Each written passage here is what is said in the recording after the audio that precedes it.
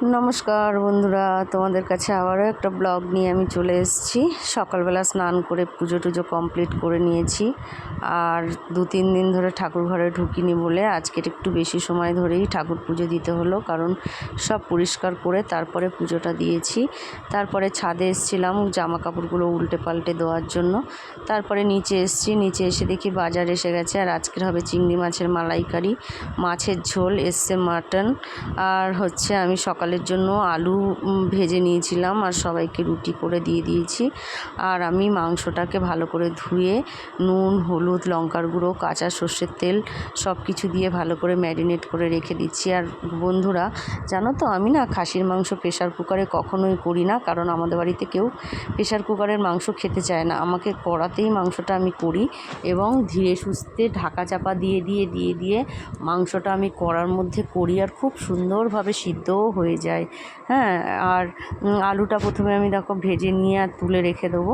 তারপরে গোটা গরম মশলা, সাদা জিরে, তেজপাতা ফোড়ন দিয়ে মাংসটাকে আমি ভালো করে কষিয়ে আর একদম ঢাকা দিয়ে দেবো, দিয়ে একদম গ্যাসটা জিরোতে দিয়ে দেবো। আর এইভাবেই জল বেরিয়ে মাংসটা সিদ্ধ হয়ে যাবে। তোমরাও ঘরে যারা প্রেশার কুকারে খাও তারা একবার কড়াইতে করে দেখো। কড়াইতে মাংসর টেস্টটাই হয় আলাদা, যদিও বা আমি খাই না, তা সত্ত্বেও আমি করতে তো হবেই, বলো খাও আর না খাও, তোমাকে করতে হবে।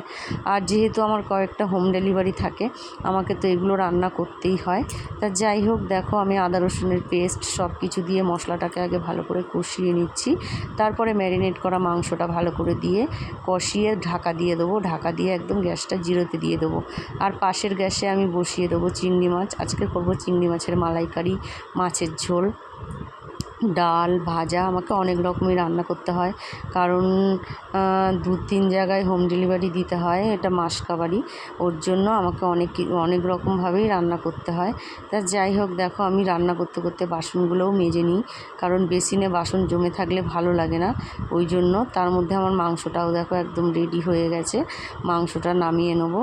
আর তারপরে পাশের গ্যাসেও আমার চিংড়ি মাছটাও হয়ে এসছে, ওটাও নামিয়ে নেব। মোটামুটি আমি 2-3টে জায়গায় উনুনে রান্না করি, তো আমার বেশিক্ষণ সময়ও লাগে না। আর দেখো আজকে কী রান্না করেছি: ঢেঁড়স আলু ভাজা করেছি, মাছের ঝোল করেছি, আর ডাল করেছি, মাংস করেছি, শাক ভাজা করেছি। এগুলোই আমি রান্না করেছি। রান্নাবান্না করে রেখে দিয়ে আমি যাব নিচে। আর নিচে বৃষ্টিও হলো এক্ষুনি। ওর বাবা যেই ছোটুকে আনতে বেরোলো তখনই ঝমঝম করে বৃষ্টি নেমে গেল। যাই হোক, বৃষ্টিটাও কমে গেল, ছোটুও চলে এসছে, এবারও স্নান করে খাবে। তাহলে বন্ধুরা, আজকের মতন ব্লগটা এই পর্যন্তই ছিল। টাটা।